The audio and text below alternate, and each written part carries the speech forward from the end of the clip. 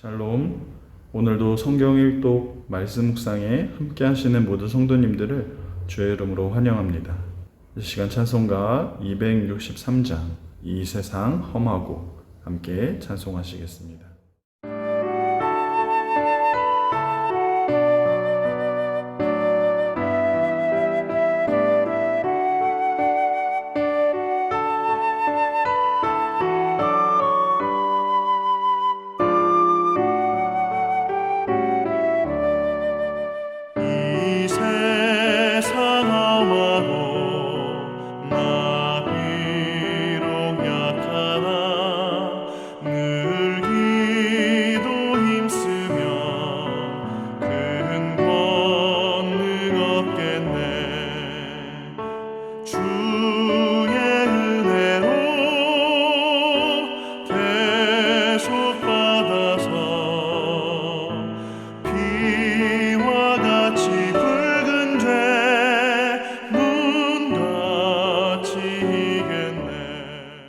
함께 나눌 말씀은 사사기 13장 1절부터 5절 말씀입니다.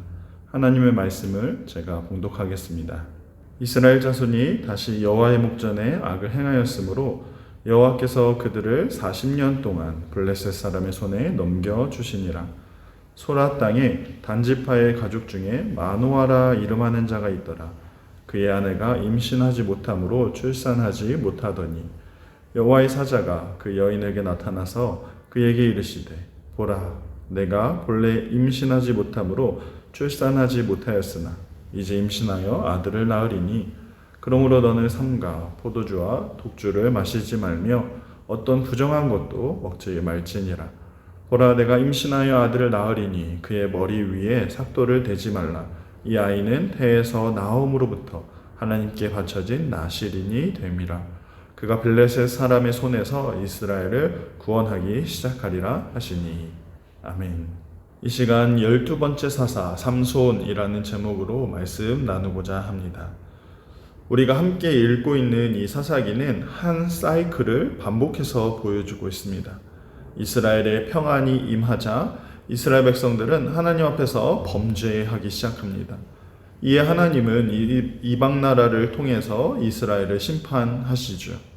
이방 나라를 통해 압제를 당하는 이스라엘은 하나님 앞에서 회개하기 시작하고 이 회개의 소리를 들으신 하나님은 사사를 보내셔서 이스라엘을 구원하십니다. 이러한 사이클로 사사기가 진행이 되는데 오늘 본문에서도 마찬가지로 이러한 사이클과 함께 12번째 사사가 등장합니다. 11번째 사사로 압돈이 소개되고 사사 압돈과 함께 이스라엘에 8년 동안 평안이 찾아옵니다. 하지만 이러한 평안도 잠시뿐 이스라엘은 또다시 하나님의 목전에서 죄를 범하기 시작합니다.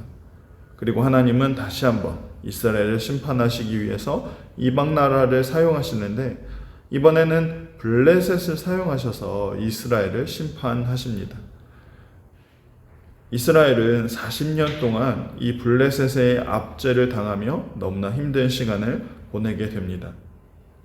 지금까지의 하나님의 심판 중에 가장 오랜 기간 동안 이스라엘 백성들은 블레셋의 압제를 당하며 너무나 고통스러운 시간을 보낸 것입니다. 그런데 지금까지는 이러한 고통의 시간을 보냈을 때 이스라엘 백성들은 어떻게 하였습니까? 이방 나라들로부터 당하는 그 압제와 그로 인한 고통의 시간이 너무나 힘들고 너무나 괴로워서 이스라엘은 자신들의 죄를 깨닫고 회개하며 하나님의 구원을 찾았습니다. 자신들을 구원해 주시기를 간구한 것이죠. 이렇게 간구했을 때 이스라엘 백성들은 여호와의 구원을 경험하였습니다. 하지만 이번에는 하나님을 찾고 하나님의 구원을 구한 내용이 전혀 나오지 않습니다. 40년이라는 가장 오랜 시간을 압제당하고 있음에도 돌이키지 않는다라는 것, 회개하지 않는다라는 것은 지금 이스라엘 백성들이 그만큼 하나님 앞에서 극심할 정도로 타락한 상태임을 보여주고 있습니다. 그리고 이렇게 타락한 상태, 극심한 고난 속에 있는 이스라엘의 모습과 함께 또 한 가정이 소개가 되고 있습니다. 2절 말씀해 보시면 소라 땅의 단지파의 가족 중에 마노아라 이름하는 자가 있더라. 그의 아내가 임신하지 못함으로 출산하지 못하더니. 이스라엘의 상황만큼 너무나 억울하고 또 고통 가운데 있는 한 가정의 모습입니다. 당시 자녀를 낳지 못한다라는 것은 하나님으로부터 버림을 받았다라는 것, 또 저주를 받았다라고 여겨졌기 때문에 이 가정은 지금 블레셋의 압제 속에서 그리고 사람들의 따가운 시선과 함께 더욱 가중된 고통 속에 살아가고 있었을 것입니다. 뿐만 아니라 오늘 본문에서는 이 여인의 이름은 단 한 번도 언급되지 않고 그저 마노아의 아내라고만 언급되고 있습니다. 이 여인의 비참한 상황이 이스라엘 나라의 비참한 모습과 오버랩되면서 그 비참함을 더욱 강조해서 보여주고 있는 것입니다. 극심한 고통과 절망 속에 있는 이스라엘 나라, 그리고 소망이 없는 이 여인의 모습, 한마디로 비참함 그 자체인 것입니다. 하지만 소망을 잃어버린 채 하나님을 찾을 수도 없는 이 비참한 상황 가운데 하나님은 이스라엘을 구원하시기 위해 한 사람을 예비하셨습니다. 어느 날 여호와의 사자가 마노아의 아내에게 나타나서 이 가정에 아기가 태어날 것이라고 이야기합니다.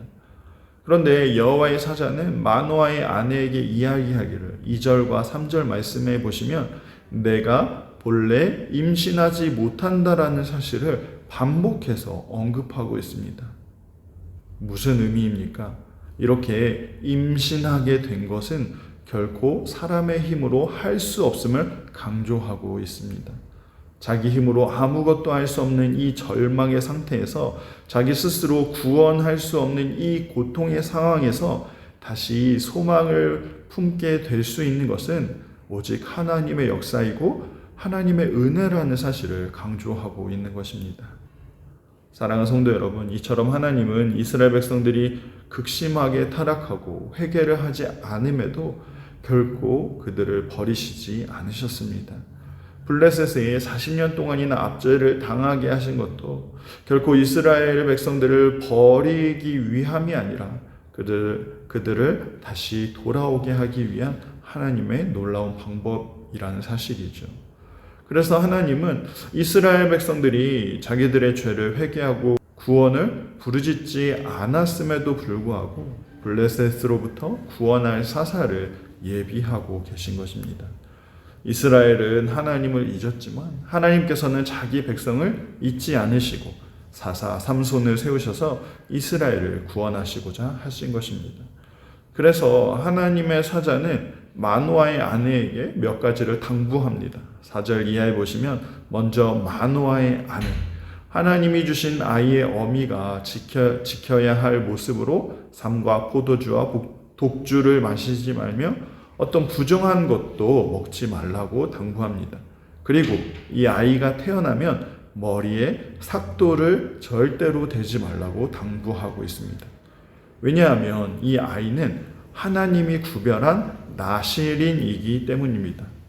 나실인, 구별된 자라는 의미인데 특별히 이 아이는 태에서 나오면서부터 하나님께 바쳐진 자, 이스라엘을 구원하기 위해 구별된 자이기 때문에 어머니 역시 거룩함을 지켜야 하는 것이고 태어난 아기 역시 일생 동안 거룩함을 지켜야 한다는 것이죠.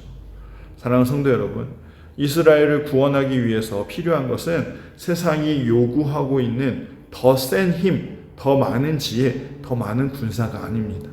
하나님은 이러한 모습보다도 하나님 앞에서의 거룩함을 원하신다는 사실이죠.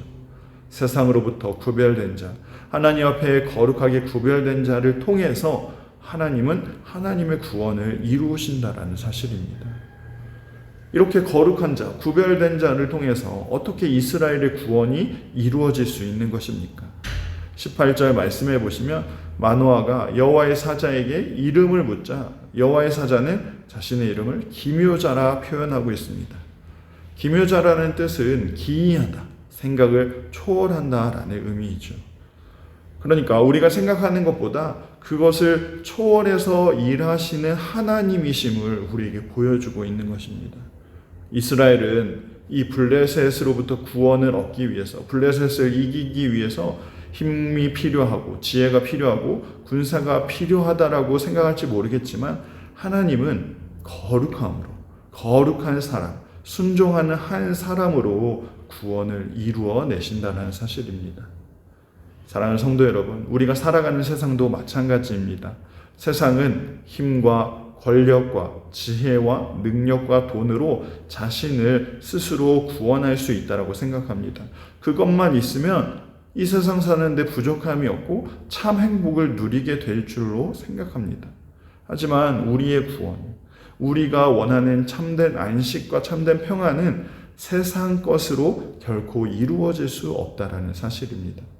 그렇기 때문에 하나님이 오늘 이 세상을 살아가는 우리에게 요구하시는 것은 거룩함 그리고 순결함이라는 사실입니다. 물론 나실인으로 태어난 삼손은 이후에 딥나에서 블레셋 여인을 좋아하게 되고 그 여인으로 말미암아 블레셋의 노예로 잡혀가게 됩니다. 그리고 삼손은 블레셋 사람들의 조롱거리가 되죠. 하지만 결국에는 하나님은 이 삼손을 사용하셔서 블레셋 사람들로부터 이스라엘을 구원해 내셨다는 사실입니다. 사랑하는 성도 여러분, 삼손은 비록 나실인으로 태어나 하나님의 영을 경험하였음에도 불구하고 결국 자신의 욕심 때문에 노예로 잡혀가기도 했습니다. 그런 삼손의 모습이었지만 하나님은 그런 모습까지도 가장 선하게 사용하셔서 이스라엘의 구원을 이루셨습니다. 사사를 통해서 이스라엘의 구원을 이루신 하나님은 오늘 우리의 구원을 이루시기 위해서 예수 그리스도를 이 땅에 보내셨습니다. 우리의 죄를 감당하기 위해서 이 땅에 오신 예수님은 아무 흠이 없으시고 아무 죄가 없으신 분이십니다. 예수님의 순결함과 거룩함으로 인해서 우리의 죄가 완전히 해결되었고 우리의 구원이 이루어졌다는 사실입니다. 이처럼 하나님은 오늘도 거룩한 자, 깨끗한 자, 순결한 자를 찾으셔서 그 거룩한 자를 통해서 하나님의 역사를 이루시는 것이죠. 디모데후서 2장에서 이렇게 말씀합니다. 큰 집에는 금그릇과 은그릇뿐 아니라 나무그릇과 질그릇도 있어 귀하게 쓰는 것도 있고 천하게 쓰는 것도 있나니 그러므로 누구든지 이런 것에서 자기를 깨끗하게 하면 귀히 쓰는 그릇이 되어 거룩하고 주인의 쓰심에 합당하며 모든 선한 일에 준비함이 되리라. 아멘. 사랑하는 성도 여러분, 하나님께 쓰임받는 자는 힘이 있고 지혜가 있고 능력이 있는 자가 아니라 거룩하고 순결한 자라는 사실입니다. 세상이 아닌 하나님의 말씀에 순종할 때 우리는 이렇게 거룩하게 되어 모든 선한 일을 위해 준비되는 것입니다. 오늘도 거룩한 하나님의 말씀을 붙잡으시고 이 말씀 안에서 거룩하게 세워져서 하나님의 역사를 위해 하나님께 부름받고 쓰임받는 저와 여러분 다 되시기를 간절히 소망합니다. 기도하시겠습니다.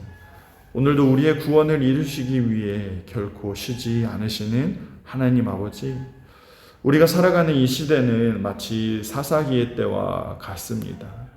우리가 죄의 노예로 세상의 노예로 살아가고 있지만 우리는 하나님을 찾지도 않고 찾을 수도 없음을 고백합니다.